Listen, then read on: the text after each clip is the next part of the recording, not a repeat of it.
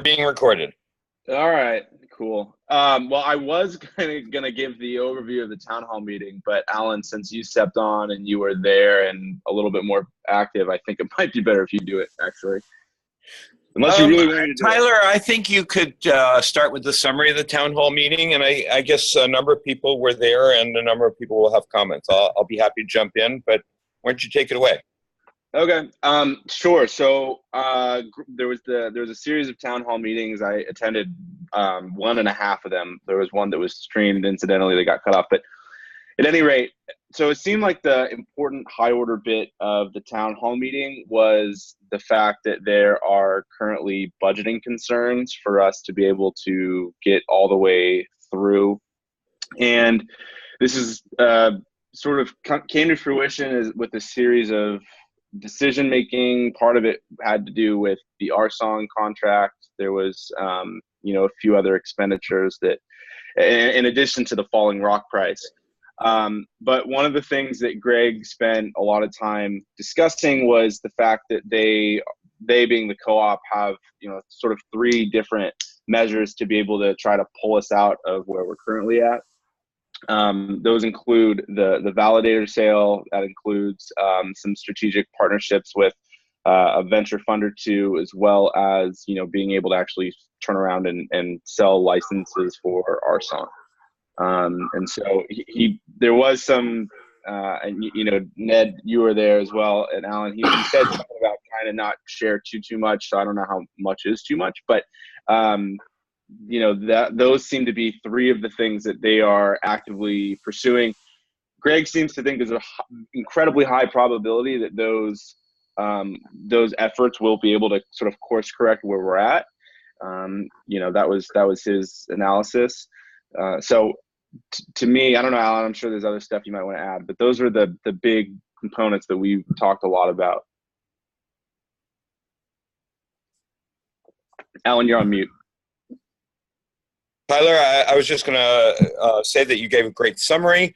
There's a cash crunch that's partly a result of contracts and so on, and partly a result of falling rock price and the Treasury not being in a good cash position.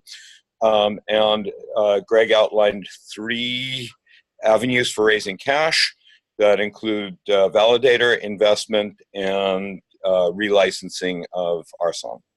So that's just what you said, and I'm going to let other people comment. So, yeah. So the one thing about this whole budget crunch that maybe somebody can enlighten me, I'm still relatively new. The private sales that took place, there were 2, and I guess they raised somewhere between $40 and $50 million. But that money was raised in cash.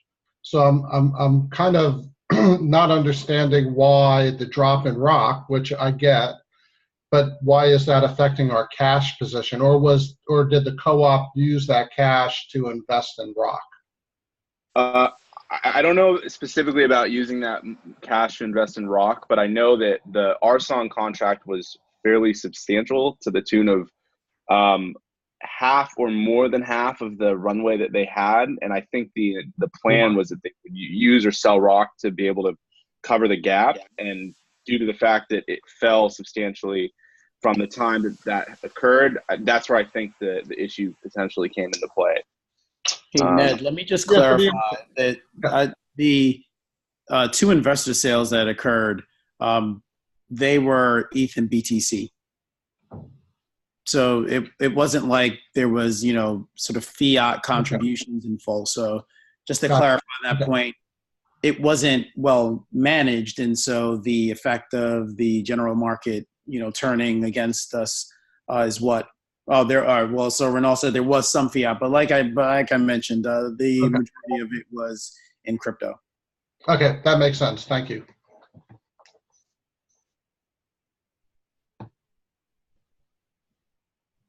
So in that respect, it sounds like that the current difficulties are not just due to rock's fall in price, but all of crypto's fall in price.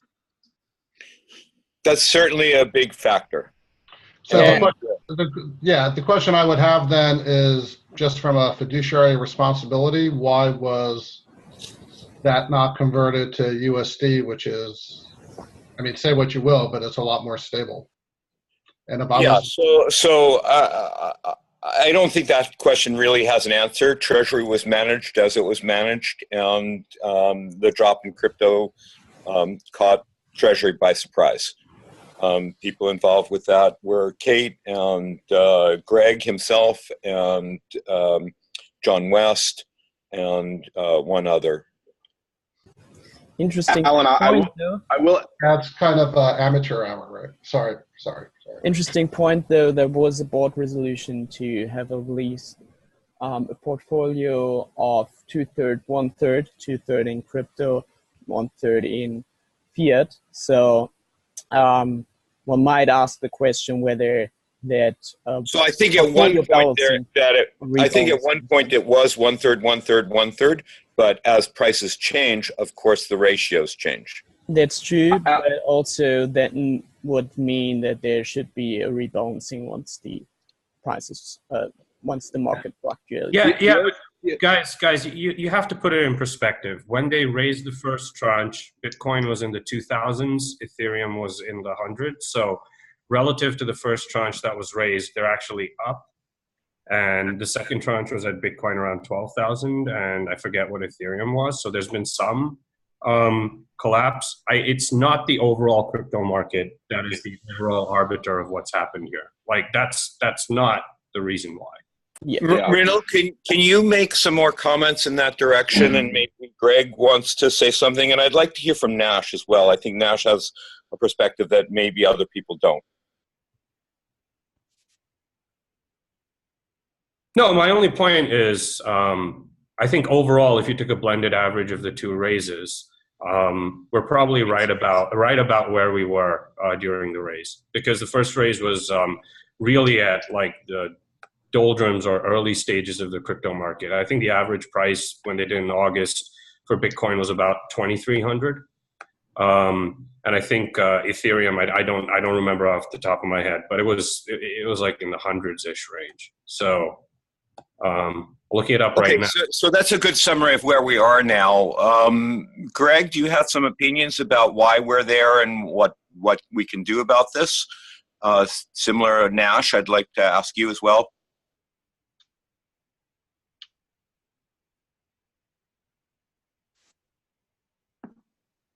I will say that I think that the problem is primarily related to lack of internal processes and controls, rather than the market conditions. My feeling is that the co-op was fully funded to complete mainnet prior to the immersion deal.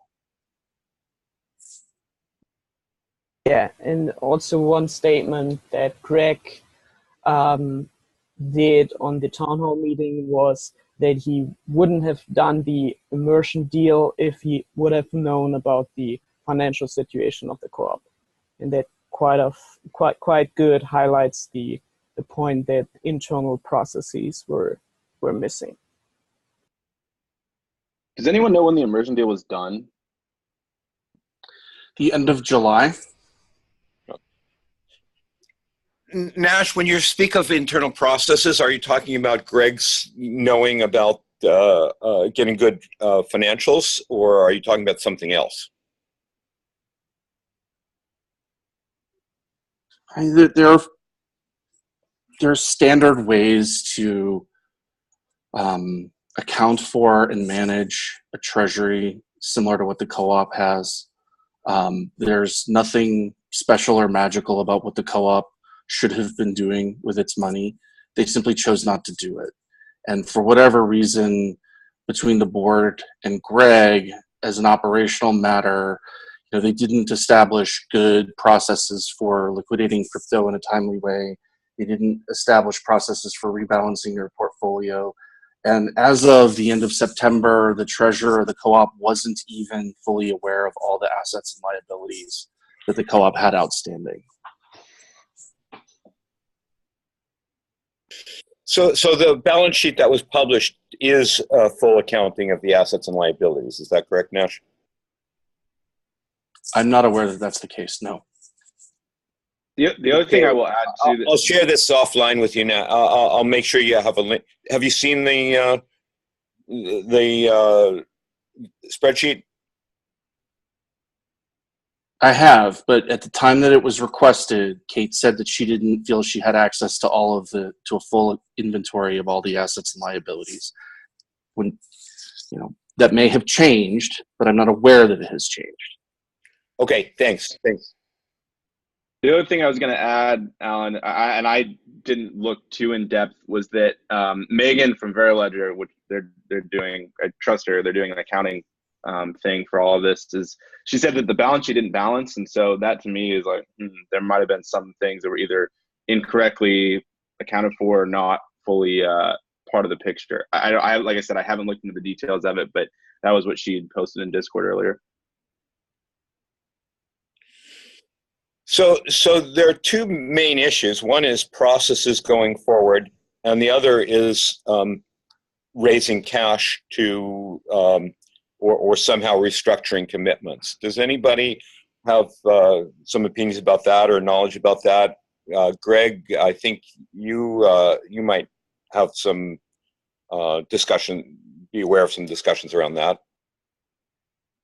Yeah, hey guys. And sorry, I just joined and I didn't hear a lot of what was discussed earlier. I think I saw Renal and Kevin are here, so they know what I do as well. If there's something that I'm missing, guys, no, I don't know on the raise that's happening. Obviously, the validator sale was happening. We know the co-op took that back away from Reflective for a lot of different reasons. We've heard Greg talk about some of the investors that he's potentially bringing in. We've talked about the potential to license to two different entities, the immersion technology, but to my knowledge anyway, as much as I would know, and from yesterday, nothing has been brought in. Every time I talk to somebody, I just hear that it's close or we're getting closer. So I don't have any perspective, Alan, on any other funds that are coming in. I know what outside investors are saying.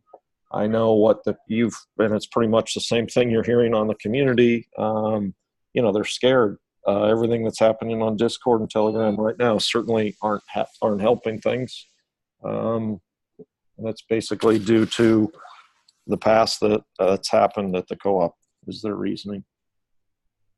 Management side. Everyone. So, I want to say, I think the RChain platform from a technical perspective is really amazing. However, as an investor, the fact that we published a balance sheet and we're not even sure it's correct until that balance sheet, and I wouldn't go as far as a forensic audit as has been suggested by some for a bunch of reasons, but the fact that a third party hasn't certified our balance sheet is a little distant. So Ned, there's a commitment to have quarterly reporting with an outside firm, but I don't know what the date is on the first quarterly report. Maybe somebody else knows. I don't know.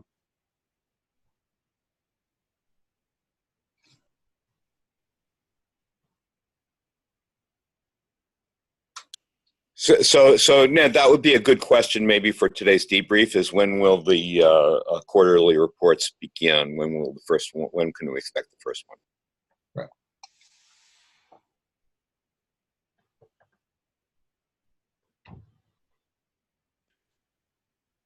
So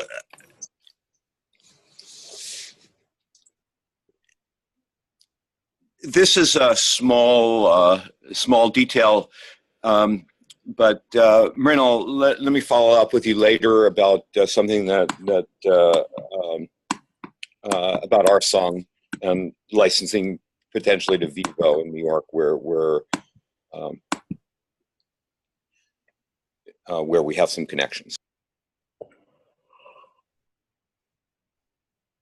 Sure. Lee, I don't know how much of the conversation you've heard, but you have a unique perspective. Do you have something to say about where we are or where we can be going? My perspective is any sort of recapitalization requires trust to be brought back. The reason why I think a forensic audit is not a bad idea is because if we know how we got here, and our P&L and balance sheet is actually fairly straightforward, given that the co-op is a 20-employee organization, fairly straightforward, single jurisdiction P&L and balance sheet. So a forensic audit actually wouldn't take that long. And the cost of a forensic audit versus a standard third-party audit is about 30% more. So I think, saying that it's a cost issue is a bit of a canard. But think about it this way. To an external investor who's looking to recapitalize the business, if they want to do it, the first thing they need to know is, how did this happen and how are we going to make sure it's not going to happen again? So the first thing is to identify exactly where we are and how we got here. And then for management on the board to have a plan to ensure it doesn't happen again with any new funds that come in. And that's why if those two things aren't delivered, it's very tough to get serious investors to come back in when you're in the zone of insolvency. Now, I don't know if that's my point of view when I've seen companies get into this situation before.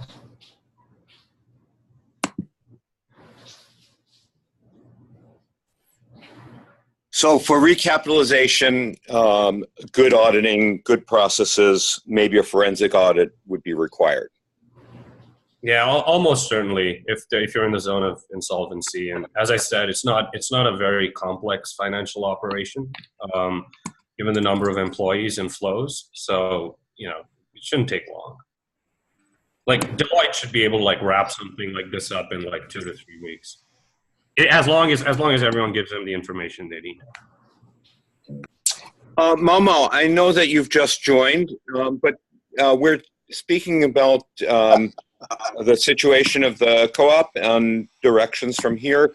One is kind of retrospective, building good processes, and two is ways of bringing new capital in. Do you have some opinions about that?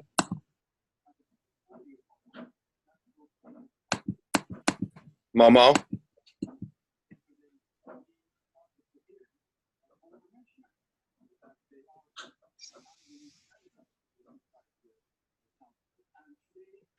Oh, wait a second.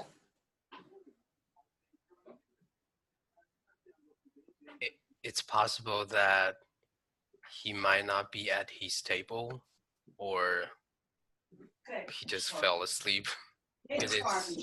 Okay, and so maybe you've spoken with him and maybe you have some summary of what your community is thinking. Oh yes. First, I don't speak, I don't represent Mao. So what I want to say, what I'm going to say is just what I hear, what I think, and what I see from the China community. A long time ago. And recently, I think the day before yesterday, Will and I began to collect views. Opinions. Sorry, I hear some noise. Okay, it's better now. Yeah, 2 days ago, Will and I began to collect some opinions from the China community. And, well, the first priority, the biggest concern from the China community is, will there be enough fund to sustain RChain to proceed, the project to proceed? And I pretty much believe that's what everybody's concerned. And we also have, well, I don't know if it's a good place to speak about it, but I'm just gonna do it. I mean, including me, I would say, I'm not hiding. Many, I would say over half, maybe 80% or 90% of the China community believes, with respect, Mr. Gregory Meredith is not suitable for business decision. So I I'm not officially representing the China community, but at least that's what I see. That's what I heard from the last 2 or 3 days. And if you happen to be in the QQ group or WeChat group of China community, you will see messages are flying these days, and more than half of them are about the doubt to Greg's business decisions. So that's what I want to say. And just to bring up another thing, about 2 hours ago, Mr. Mao just proposed a special petition. I don't know if it's the right name, that he is running, though it's not. I know the window it has passed, but since we're in a very special situation, and we among the 9 board members, even the current board, there's no Chinese at all. There's no Chinese representative, but actually the China community could be the biggest RChain community if we divide it with territory. We have almost 2,000 people in our chat groups, and I believe 99% of them are Chinese. And from what I know, that over at least 30% of the fund that has been invested in RChain are from China. So I think it's a very reasonable request or proposal that we should have at least one Chinese board member. And Mao is definitely that's also my personal opinion. Mao is the perfect candidate for that. So that's what I can say now. Did any Chinese members actually put their hat in the ring when they were looking? No, I don't think that there were any that self-nominated. Mao, would you have like to say, if you were given an opportunity to self-nominate now, would you feel comfortable with? Alan, I believe he already did.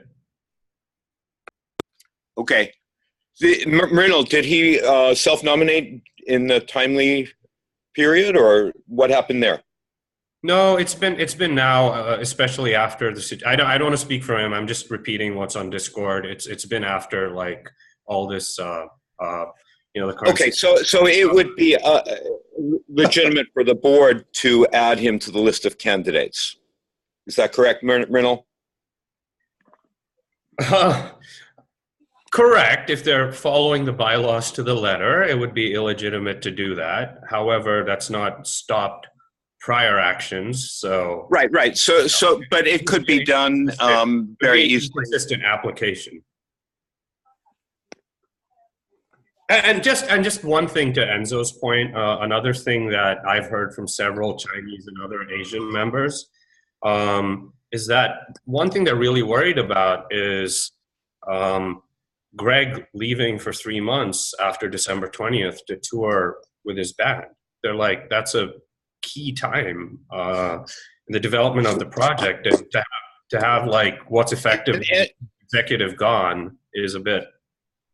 Enzo, can I ask you a follow-up question on what you said? Yeah, sure. You mentioned there's consensus that Greg may not be an appropriate business person. Mm-hmm.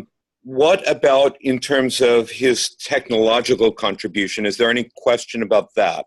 No, there's absolutely no question about the research contribution, or actually, I think most people don't think that he should leave, but instead he should step down as the president and become maybe a research leader or technical leader. But none of, but with no, how to say, authority or right on business matters or investment matters or financial matters. That's pretty much what most people in the China community think.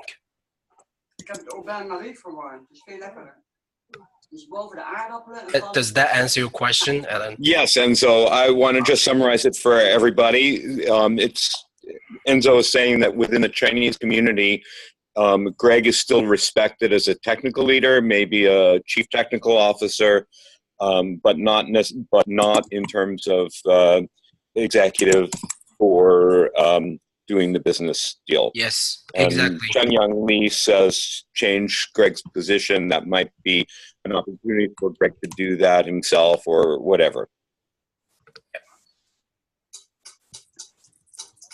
I think it would be very hard to get a good chief executive to replace Greg if he was still a part of the organization in any role. It's typical in situations like this for there to be a clean sweep of management, and that's not accidental, right? It's not malicious or anything. It's simply that it invites problems to recur later on, and it creates confusion amongst the staff as to who is really leading the organization. So now, just in terms of how these things can generally proceed, if there were a clean sweep of management, how long would it take for that to happen? How long would it take to put together a set of people capable of managing an organization like this? I don't think the co-op actually requires very much management or full-time staff, to be completely frank. To deliver mainnet, at this point, the big team is the development team, which the co-op doesn't manage at the moment anyway.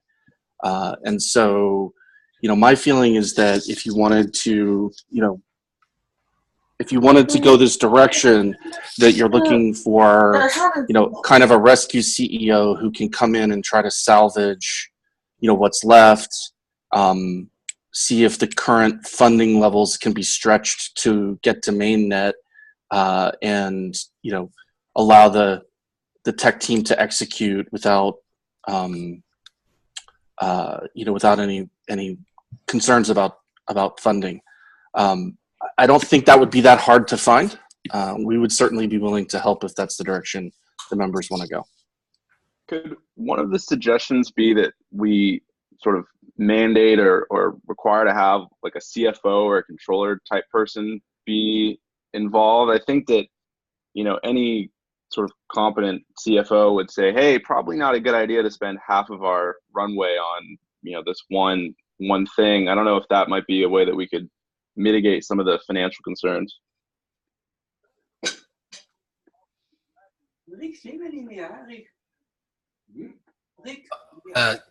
Okay, I have a question for Nash. And first, no, not we, only me, but I believe many Chinese community members would agree with me that we appreciate what you and all the staff from Pyrofax has done for RChain, and we really value your contribution, and we think you are you're the precious of RChain project. And so this is a big if there will be enough fund for the dev team, for Pyrofax, for the software development. And let's say everybody from the co-op, besides the dev team, go on vacation for like 4 months or even half a year. Will Pyrofax still be able to proceed with the development, or at least the technical development of RChain? This is a big if, but I think that will clear something. Yeah. First of all, thank you for the incredible compliment. It's been a privilege to work with the cooperative members and to see the community grow, and we are glad to be a part of it. I do think, first of all, that there is still a chance to rescue the co-op even without external funding. I don't have all the details, right? Because I don't have any operational responsibility inside the co-op, and so I don't know everything that I would need to know as an executive to have a complete picture. But I don't feel at the moment that it's too late, and so I think that there is still the opportunity for the co-op to fund the development through mainnet if the right actions are taken. I think that Kenny and Kate, as far as I know, have looked at what it would take to minimize expenses and to liquidate various assets that the co-op holds, such as our house, that would provide additional funding from internal sources. And I think that their opinion was more or less that they could, we could get there. I don't think Greg was willing to do that. And so I think that plan got shelved. All right. Nash, I think Greg just said about roughly that at one of the town hall meetings. Right. If I recall correctly, the way that he expresses it is to state that they wouldn't get enough runway to make it worthwhile. And I'm not sure we agree on that matter. Nash, let me ask you a question that may be not appropriate, but I'll ask it and you don't need to answer it. One of the current candidates is Meta, and she's very familiar with the operations of Pyrofex. If Meta were a important member of the board, would that maybe be sufficient to not require a full change out of the board, but rather have Greg continue as some sort of technical role and Meta be responsible, not necessarily personally, but responsible for making sure that appropriate decisions are made regarding finances and so on?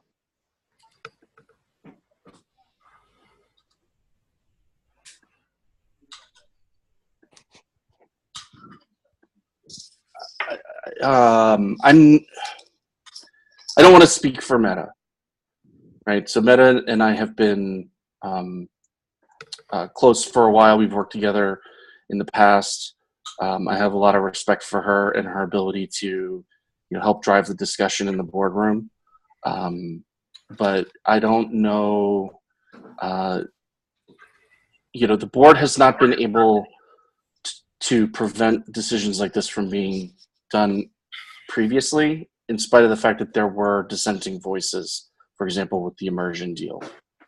And so, it may be the case that adding one or two more people is sufficient. I don't know.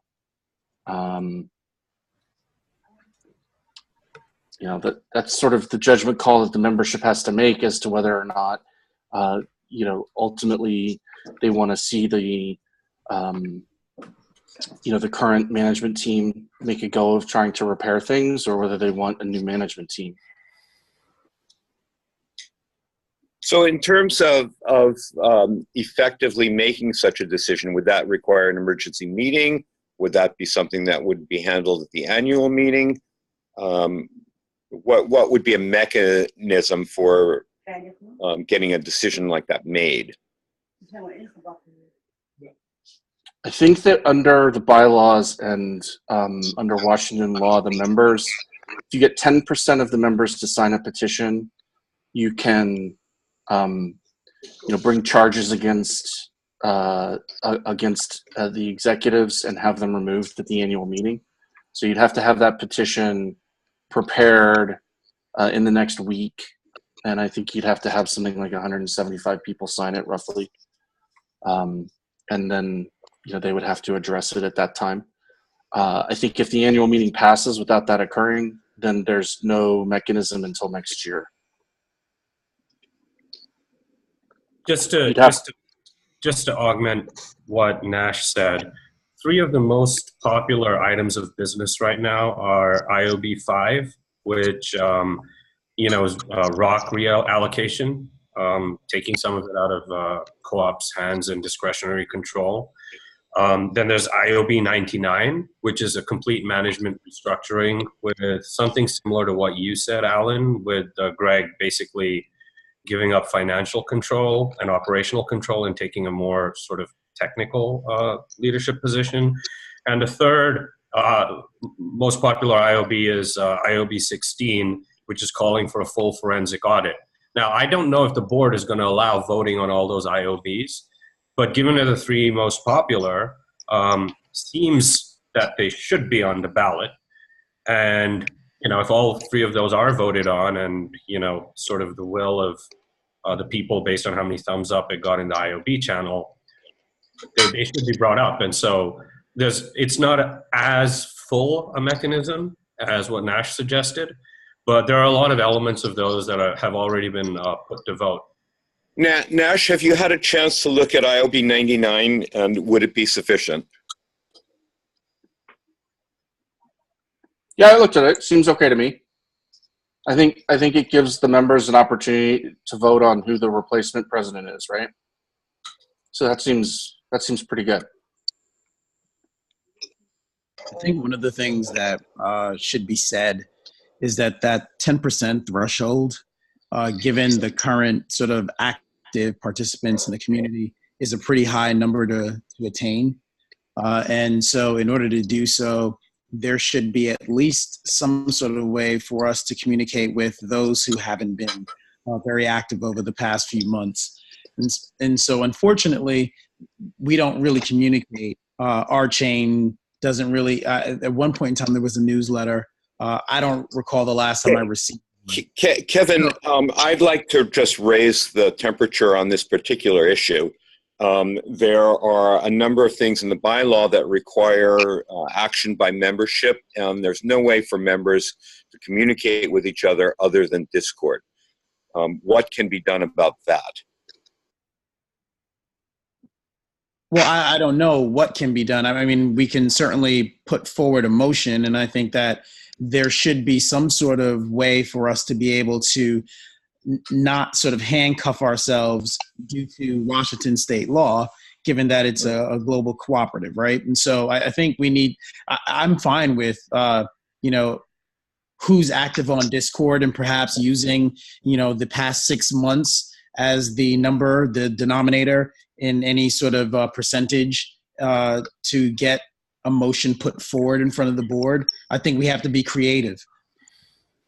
So in terms of, Kevin, in terms of Washington state law, I don't think that Washington state law is defective in any regard. I think it's the interpretation of the bylaws that is defective.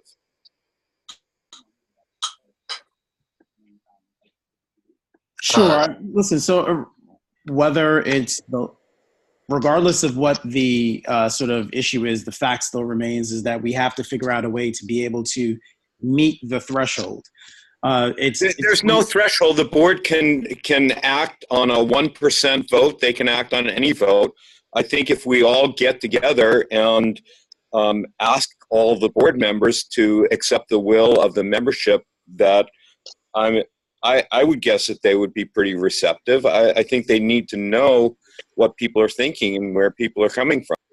Yeah, I don't think I think that's optimistic. Honestly, yeah, I agree that people want to be heard and have been voicing their opinions for some time, and I feel like it's falling on deaf ears. The board has neglected to act upon what has been, numerous amounts of information that has been given to them with regards to decisions that have been made, and they've decided to do otherwise. To Renal's point, right, which is that there are 3 popular IOBs and the board can decide what's going to be voted upon. And so absolutely, idealistically, they should listen to the membership. I just have all this evidence that they've done otherwise. And so I'm not necessarily optimistic that they'll act on sort of the will of the people. So what I would suggest is that, we start making noise about it now.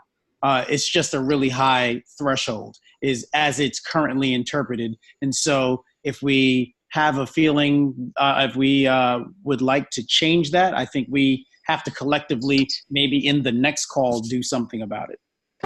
So, Okay. so I want to put forth a radical idea that I've been thinking about, having been involved in stockholder protests before. So one, and I know we all have our pet IOBs, like the 3 that were just mentioned. But as a community, if we just voted no on every single item, that would be a huge vote of no confidence and force a change. So that way they can't.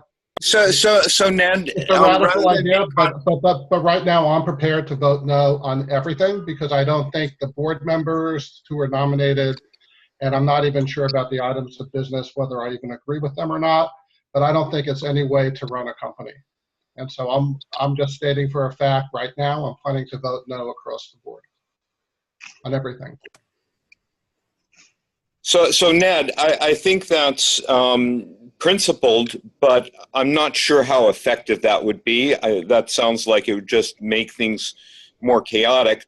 Whereas if you, the debrief that's coming up in 10 minutes, if you just say that you think that we need a reorganization, we think that the board needs to pay attention to IOB 99, we think that the board needs to make it possible for members to communicate with each other. These kinds of things, I think, in a community debrief would be very effective just by bringing them up. Yeah, but I'm not sure I even agree. Like, I mean, to me, Discord's a great channel for communicating. So I'm not sure where we're inhibited to have communication on Discord.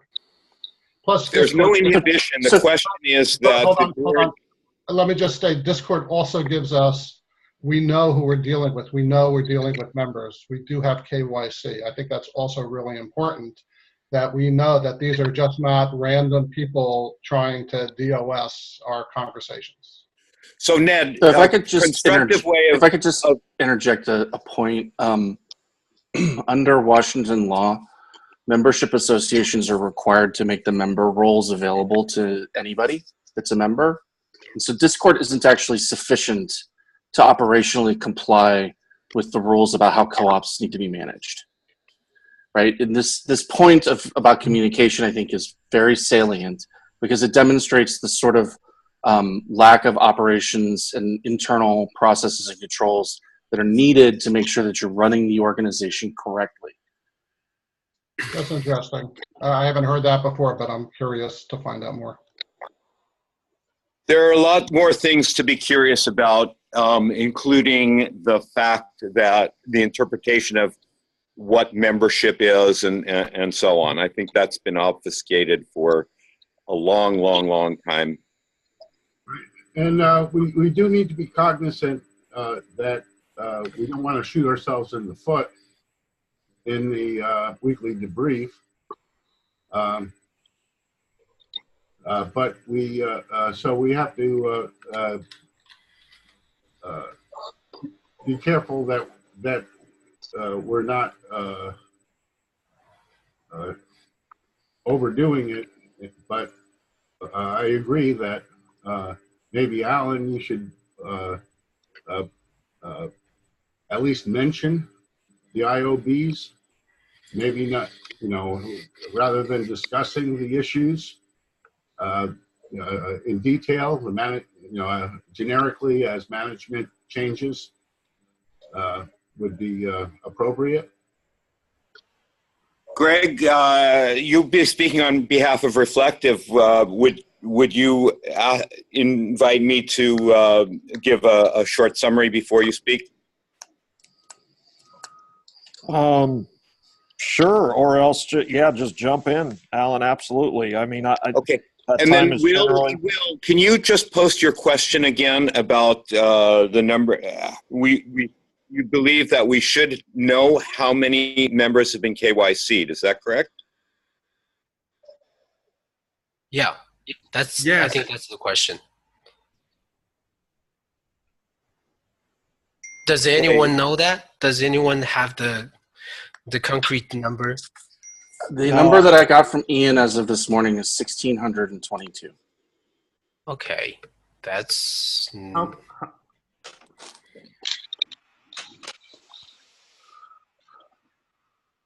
but how many of them are active for the past half year in Discord? I don't have that information.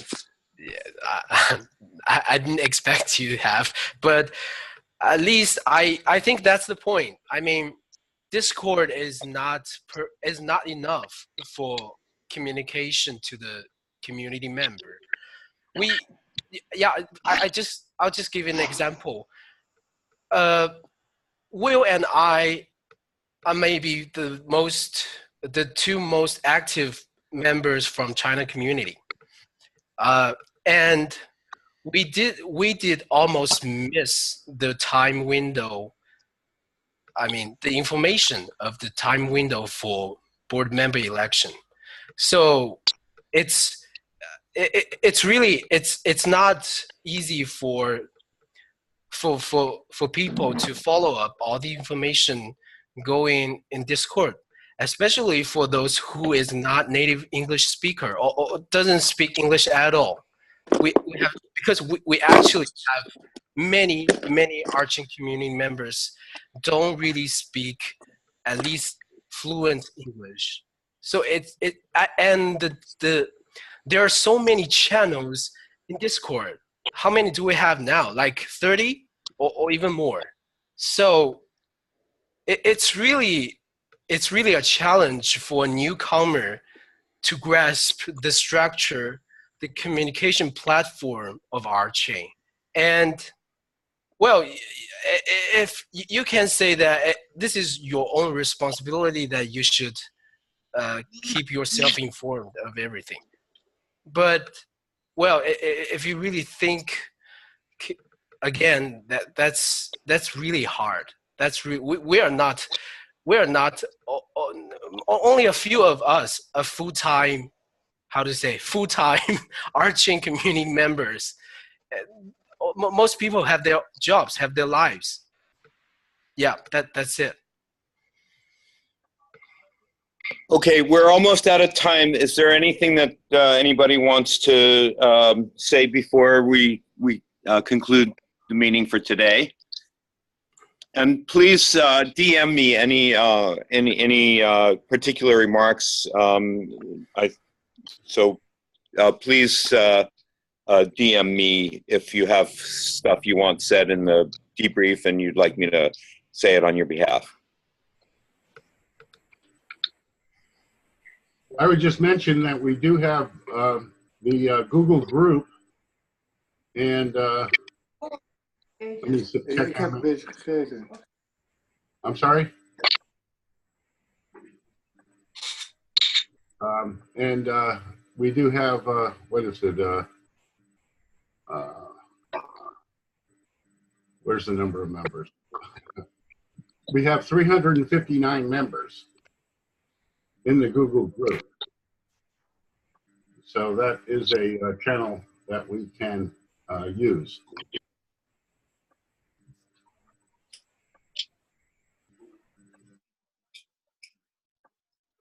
Any more comments before we yield back to the community?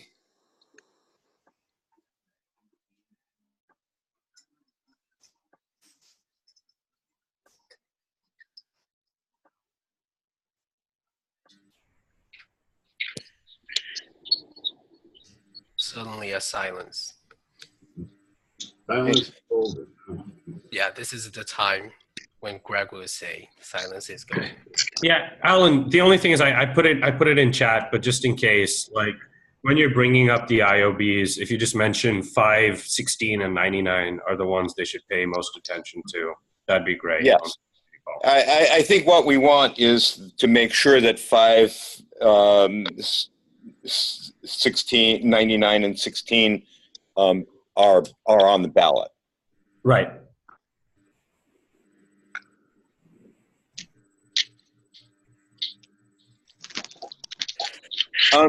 Ned, your question is about the Chinese community. Will and Enzo, are you guys summarizing things in Chinese well enough that you think that the community can be heard properly? Yes, we have written we have written them in a document, but it's a bit long for a meeting, so I'm not sure. So maybe I should summarize it more. Okay, Enzo, will you be available at the debrief? I'd like to ask ask you to speak if you can. I will be there. I will be there. Okay, Definitely. awesome.